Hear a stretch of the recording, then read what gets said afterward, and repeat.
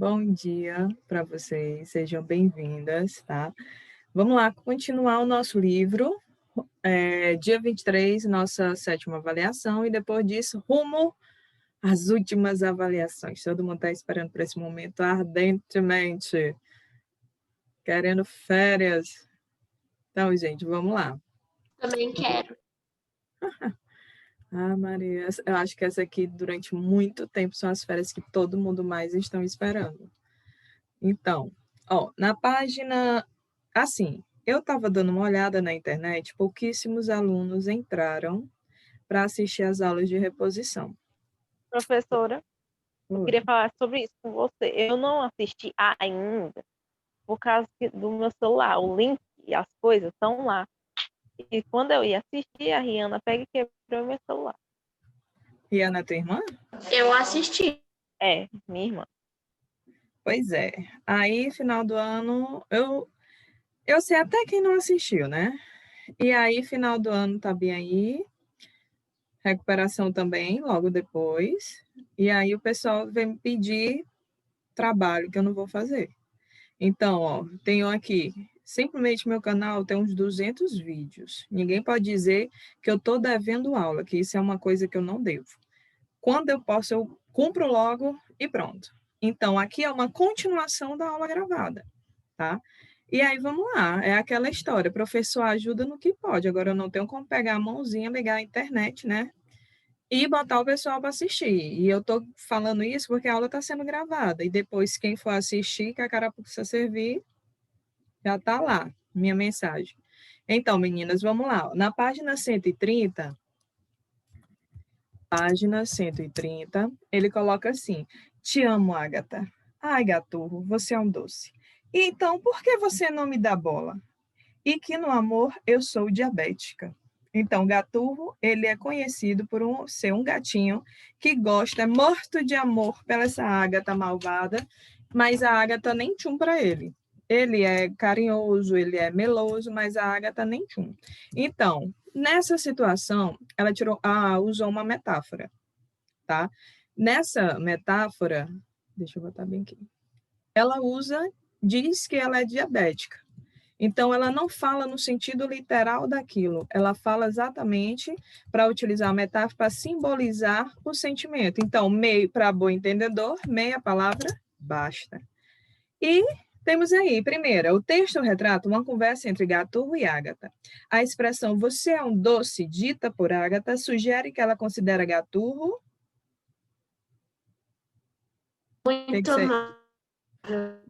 Muito amável, que fofinho. Depois, Gaturro acha o comportamento de Ágata. É letra B? Eu coloquei Letra B. B, incoerente. Incoerente por quê? Como é que eu mostro uma coisa e faço de outra? Aí nós temos a incoerência textual, tá? Às vezes a incoerência textual está proposital pelo autor, como nessa situação, e às vezes é o próprio autor que não sabe construir essa coerência, que no caso é exatamente causa-consequência, ou então uma ligação de ideias que ele não consegue deixar claro para o leitor. E aí tem essa incompatibilidade de informação. Ao dizer que é diabética, Agatha sugere que Letra C, não gosto de gato. não gosta, ela é malvada. Então, vamos lá, página 131, ele começa a ir com o anúncio, né? Muito bom, porque é o que vai cair na prova de vocês. Eu posso pedir um anúncio de uma propaganda, ou posso botar um anúncio que vocês vão ter que construir uma ideia para o leitor fazer ou não fazer aquela situação. Tá? Então, vamos lá, é tipo uma campanha publicitária também. O anúncio da página 45, aliás, responda as questões 4 e 5. A devastação da Amazônia não é interfere. Oxe, a devastação da Amazônia não interfere em nada da minha vida. Opiniões como essas também derrubam a Amazônia. Gente, isso é burrice. Vocês concordam comigo dizer que isso é burrice? Por, porque como é que eu bonito. que não interfere, sendo que a Amazônia, para a gente aqui, é um dos principais polos de oxigênio. sendo que ela é um dos locais responsáveis pela estabilidade, entre aspas, de um ecossistema. Então, assim, dizer que não afeta, de certa forma, a pessoa não está raciocinando na hora que fala, é muito egoísmo. Aí ele coloca assim: o anúncio faz parte de uma campanha publicitária desenvolvida pela organização não governamental WWF, em inglês World Wide Fundo Mundial para a Natureza. A finalidade principal do anúncio é... Qual é? Letra B? Conscientizar e criticar as pessoas que não se envolvem com problemas ecológicos. Certíssimo. Por que não é a letra C? Retratar o problema da devastação das florestas no mundo. Não é que ele está retratando o problema. Se ele for retratar, ele vai utilizar outros argumentos. Ele quer mostrar, digamos assim, uma crítica para aquelas pessoas que não param para pensar no problema que está acontecendo a nível internacional. Tá? Então, vocês têm que tomar cuidado, que é o seguinte: vocês têm que ler nas entrelinhas da questão o que ele quer te pedir. Não o que você acha. Na dúvida, numa questão muito facinha dessa, você lê 2 vezes, 3 vezes, tá? Considerando as linguagens verbal e não verbal do anúncio, é possível afirmar que ele se dirige...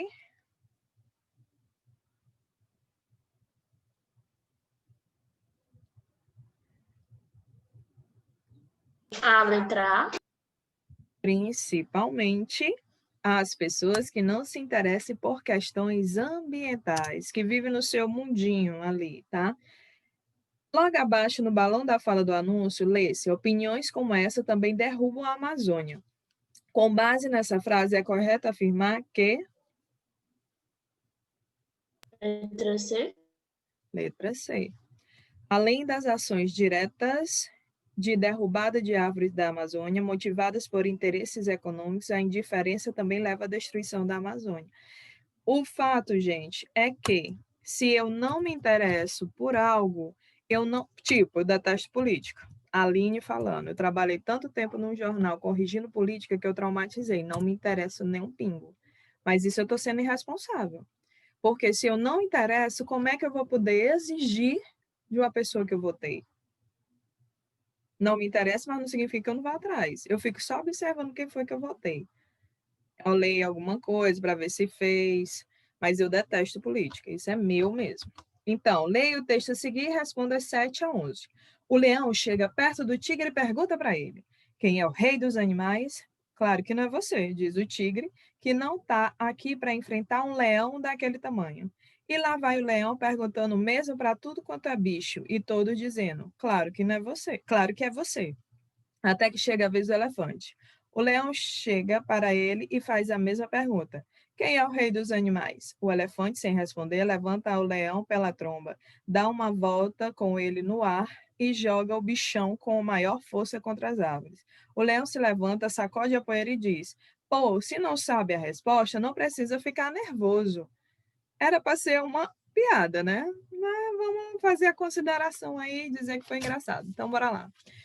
Aí na 7ª, a agilidade, o rugido, a juba, a força e a aparência majestosa são qualidades que deram ao leão o título de rei dos animais. Ao fazer a pergunta quem é o rei dos animais, para os bichos, o leão tinha a intenção de... Letra A. Amedrontar os animais pelo seu tamanho e força e confirmar pela resposta deles o título que receberam. Então, quando um chefe pergunta para você algo óbvio, isso aqui é uma indireta, tá?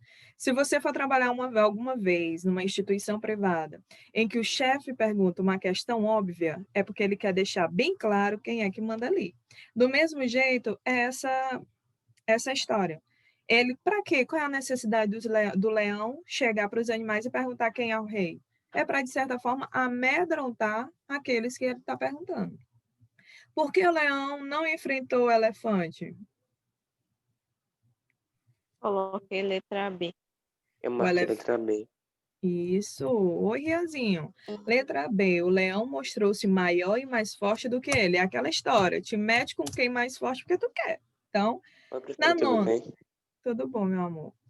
Que intenção o leão tinha ao dar a resposta? Pô, se não sabe a resposta, não precisa ficar nervoso. Letra D. Não explicitar que o mais forte era ele próprio, não. Não reconhecer que o elefante era o mais forte, certo? Letra A. Letra A, agradar o elefante? Não. O leão, ele é um bicho tão orgulhoso que ele não vai demonstrar que você está certo. Então, o que é que ele fez? Não reconhecer que o elefante era mais forte. Por isso ele, poxa, não sabia a resposta, não diz, mas também não reconhece. Tá? Isso é característica até do signo de leão. O texto pertence ao gênero Fábula. Letra A. fábula, não, porque não tem uma moral. Tá? Letra C. C. Não é uma crônica, porque não é baseado no fato real. A crônica ela é baseada numa história real, num fato que realmente exista.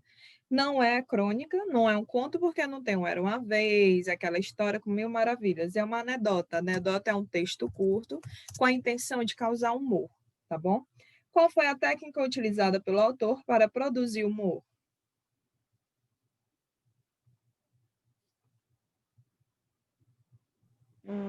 Letra B. B. Ele exatamente rompe com a expectativa do leitor ao apresentar o leão submisso ao elefante. Do mesmo jeito, nós temos as tirinhas. As tirinhas, elas possuem de 3 a 4 quadrinhos, em que até o terceiro quadrinho, o segundo, terceiro quadrinho, tem um final que a gente acha que sabe qual é o final, mas quando lê o último, tem uma reviravolta, tem uma coisa diferente. Então, a anedota também, só que a anedota é em forma de texto, tá? Nós começamos respondendo aí, somos todos severinos. Eu, particularmente, adoro os quadros, tá? Porque esses quadros, eles trabalham bem exatamente a realidade de uma época. Eu vou até colocar aqui para vocês. Cândido Portinari, ele é muito massa. Cândido Portinari. Esse cabo bem aqui.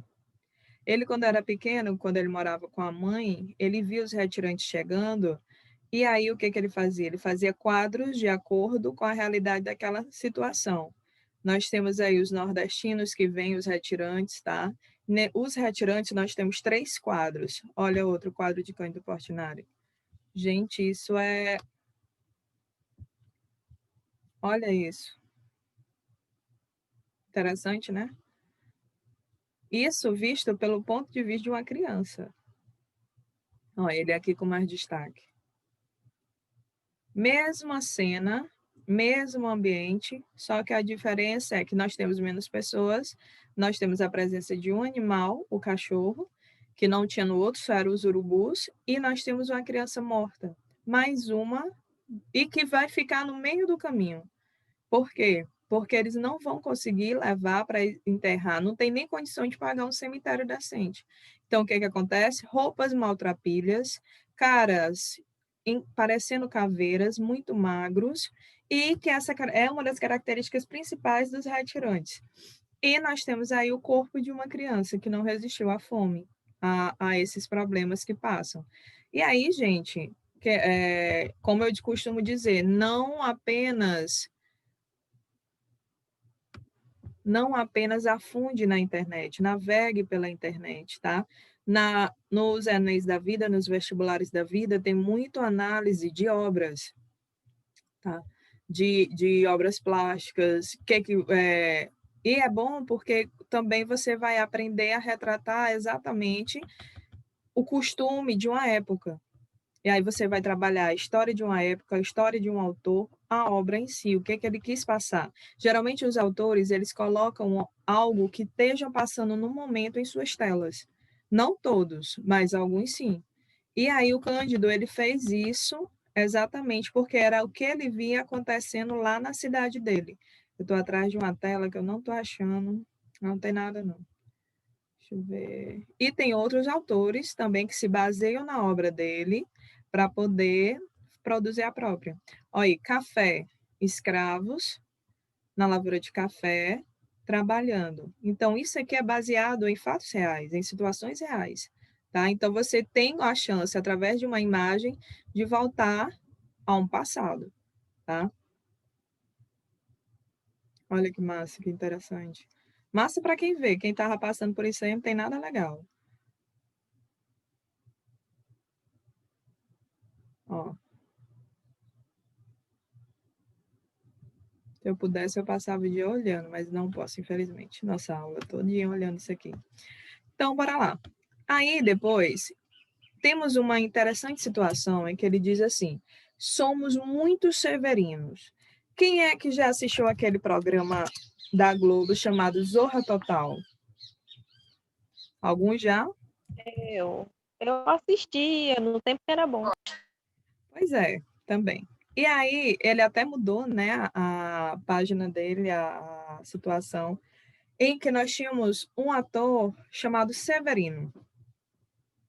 E que ele dizia tudo que era preciso fazer chamava-se o Severino.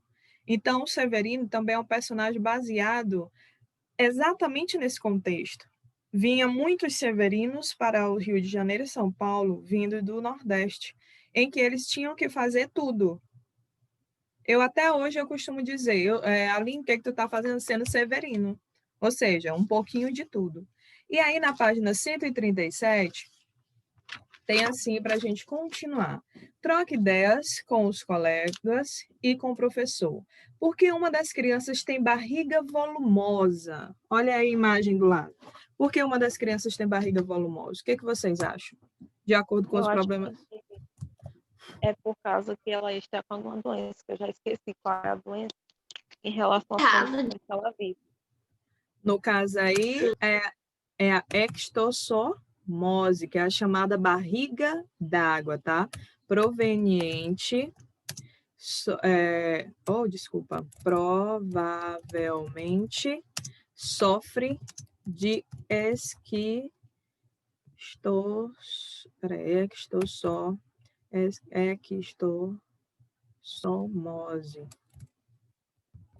É uma palavrinha que a gente escreve aqui e se erra todinha. Que é o chamado barriga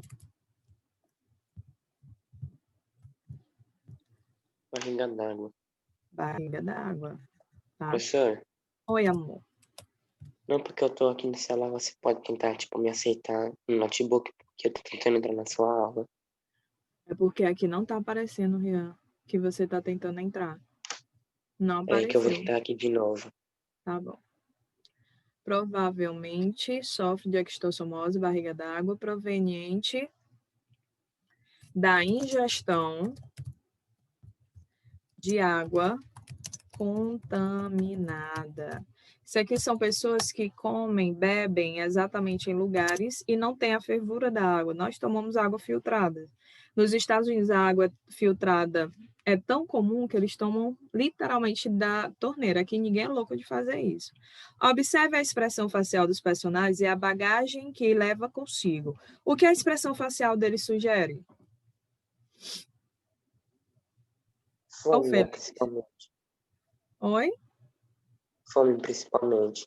Principalmente. Então, sugere fome, tristeza, até porque está saindo do lugar que eles tanto gostam, e sofrimento, tá? Abandonando tudo em prol de uma expectativa de vida que não se sabe que vão ter. É triste. B. O que levam como bagagem? O que pode haver na bagagem? Assim, alguns Seus pertences. materiais deles. Essas pertences. E algum alimento que restou. Isso. Primeiro, a bagagem são duas trouxas, tá? Que eles levam com ele. Depois, o que pode ter? Pode ter alguns pertences. Alguns pertences. E, de certa forma, gente, ninguém vai andar tantos quilômetros sem levar um pouco de comida, né? E, né, bota aí. Alguma comida, principalmente por causa das crianças. Aí, mais embaixo, ele bota C. Com base na aparência física, na bagagem, na expressão dos personagens, conclua. Qual é o drama social que eles estão vivendo?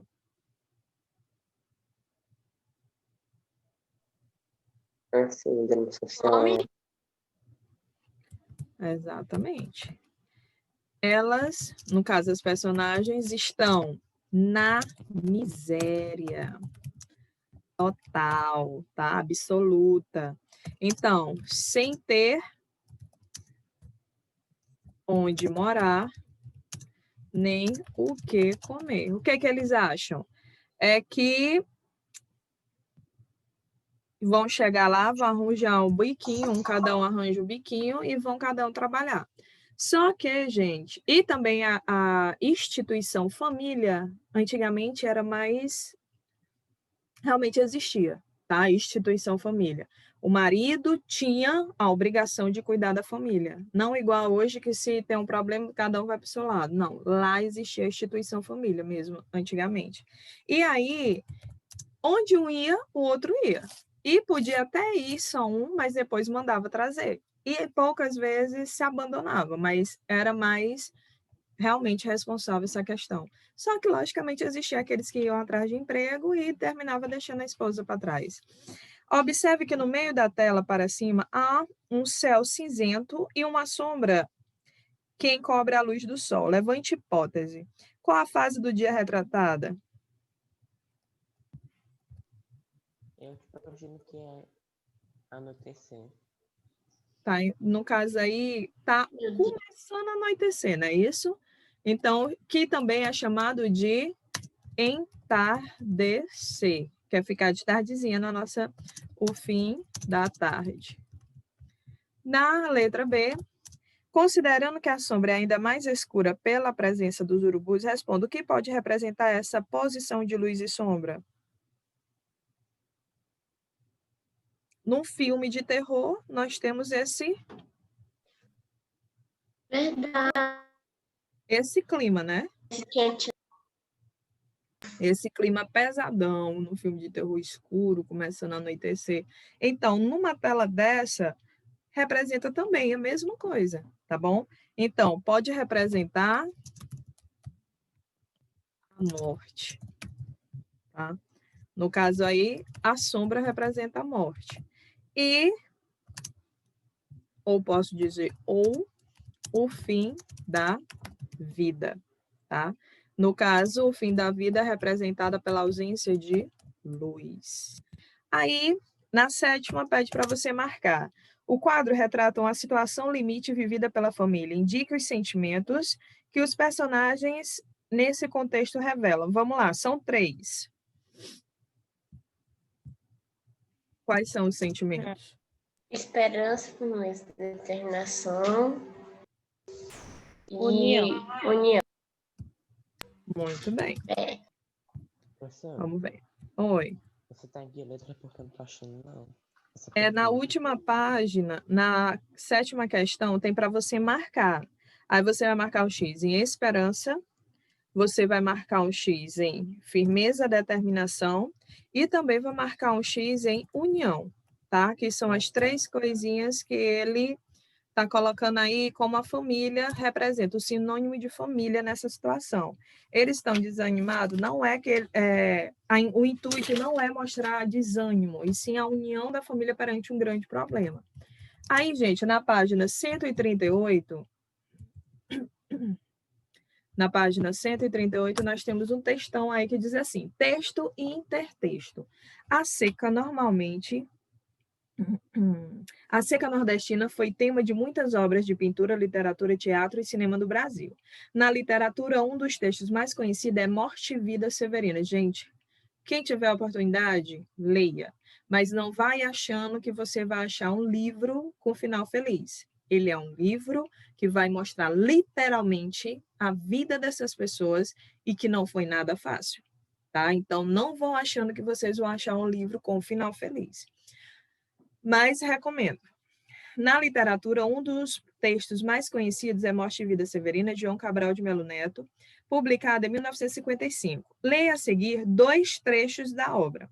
Nesse trecho, depois de se apresentar, o retirante Severino conta sua história de migrante que sai do sertão em busca de trabalho. Somos muitos severinos, iguais em tudo na vida, na mesma cabeça grande, que a custo se equilibra. que diz que o nordestino, antigamente, principalmente o cearense, tem a cabeça grande e a gente mal consegue, mas isso se limitou ao Ceará só. No mesmo ventre crescido, sobre as mesmas pernas finas, iguais também porque o sangue que usamos tem pouca tinta. E se somos severinos, iguais em tudo na vida, morremos de morte igual, mesma morte severina, que é a morte de que se morre de velhice antes dos 30, ou seja, morrer normalmente antes dos 30. De emboscada antes dos 20, de fome um pouco por dia, de fraqueza e de doença é que a morte severina ataca em qualquer idade e até gente não nascida. E aí o outro trecho. Tia, Oi. olha quem te veio visitar aqui. Oh, mas tá grandão, muito fofão. Tá lindo, Tá Maia. lindo. E dengoso. Danado, tia. Imagina. Tá Imagino. A cor mais fofa. Pois vamos lá, texto 2. Nesse trecho, Severino chega a um lugarejo, dirige-se a uma senhora que está na janela e faz perguntas a ela. Nós temos um Severino que explicou a vida dos severinos. Agora nós temos, muito bom dia, senhora, que nessa janela está. Sabe dizer se é possível algum trabalho encontrar? É a senhora. Trabalho aqui nunca falta, a quem sabe trabalhar. O que fazia o compadre na sua terra de lá? Pois fui sempre lavrador, lavrador de terra-mar. Não há espécie de terra que eu não possa cultivar. Isso aqui de nada adianta, pouco existe o que lavrar, mas diga-me, retirante, que mais fazia por lá? Desejo mesmo saber o que eu fazia por lá, comer quando havia o que, e, havendo ou não, trabalhar. Essa vida por aqui é coisa familiar, mas diga-me, retirante, sabe benditos rezar? Sabe cantar excelências, defuntos encomendar, sabe tirar ladainhas, sabe mortos enterrar?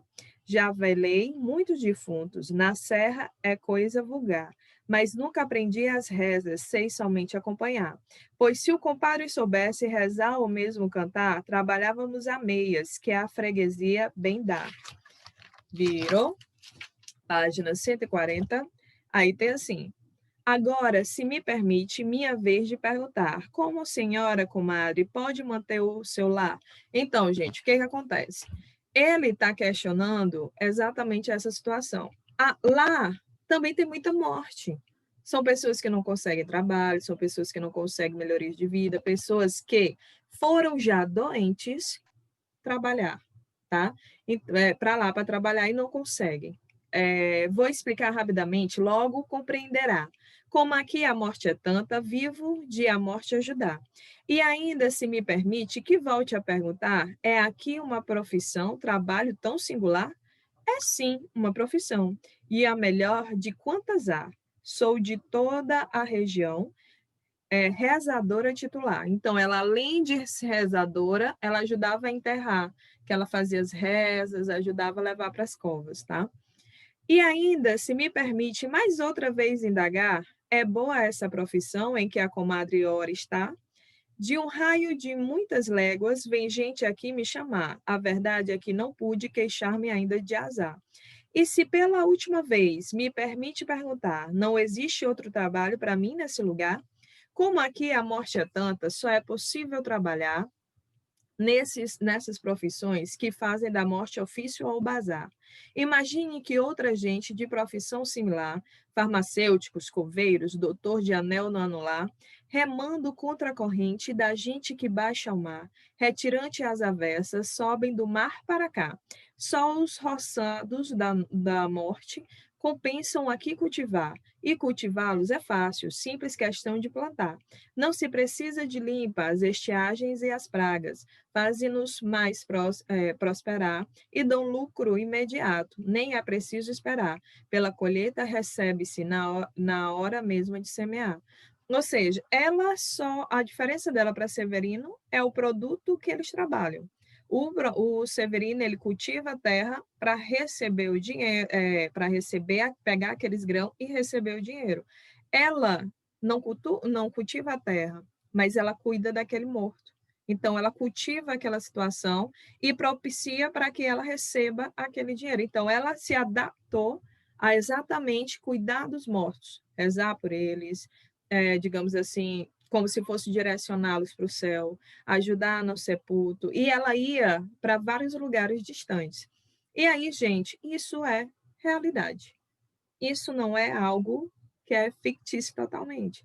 Fictícios são os personagens, mas a história é baseada em vários severinos que existiram por aqui, tá? E aí nós temos a imagem que mais nos comove, porque assim, animal que sacrifica, a gente pode comer. Mas animal que morre de alguma coisa é alimento perdido. A gente não pode se alimentar de um animal que morre. Por quê? Porque ele deve ter tido alguma doença, tá? E aí vocês coloquem agora na página 143, que tem assim: como distinguir um fato da opinião relativa a esse fato? Então, leia a questão a seguir e dê a resposta solicitada. No mundo dos sinais, sob o sol de fogo, os mandacarus se erguem, cheios de espinho. Página 143. 141 e 142 são para casa, tá? Sob o sol de fogo, os mandacarus se erguem, cheios de espinhos. Mulungos e aroeiras expõem seus galhos queimados e retorcidos, sem folhas, sem flores, sem frutos. Sinais de seca brava, terrível. Clareia o dia, o boiadeiro toca o berrante, chamando os companheiros e o gado. Toque de saída e o gado, toque de saída, toque de entrada. Lá vão eles, deixando no estradão as marcas de sua passagem. Tá? E aí, a opinião do autor em relação ao fato comentado está em... O que acha que... Qual é o trecho que bota aí a opinião do autor? Letra C. Letra C. Página 143. A questãozinha aí é letra C. Por que a letra C?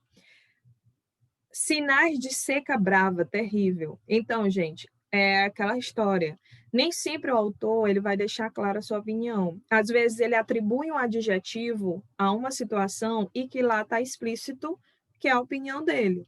Então, a gente poderia ver que aí é só um simples adjetivo da seca, dessa situação. Mas o autor ele deixa claro que também é a opinião dele sobre aquela situação, tá? Então, a questão avalia se você sabe distinguir em o tempo o que é fato narrado ou acontecimento e o que é opinião sobre ele. Essa diferença pode estar explícita ou implícita no texto. No caso de estar implícita, dentro, né, bem escondidinho, mas está lá, o leitor precisa cruzar informações e fazer inferências para poder percebê-la.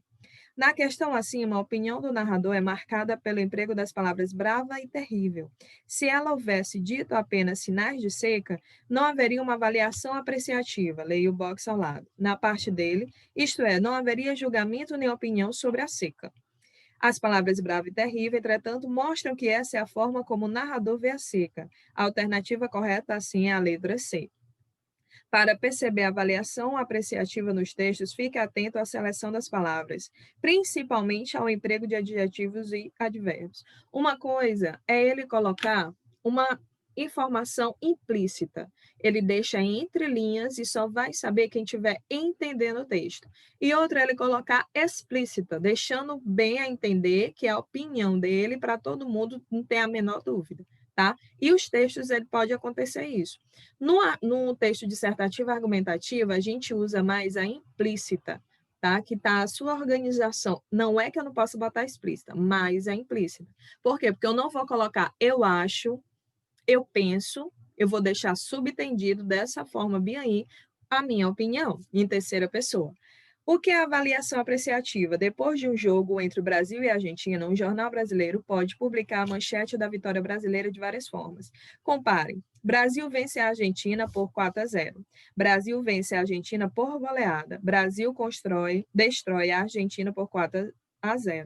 Enquanto a primeira enunciado limita-se a informar o leitor, os outros dois exprimem uma apreciação por parte do jornalista que destaca o valor da vitória brasileira. As palavras goleada e destrói evidenciam a avaliação apreciativa do autor, revelando que, por trás do jornalismo, há um torcedor brasileiro. E alguns jornais, eles são muito tendenciosos. O que são tendenciosos? Eles vão puxar o saco para algum.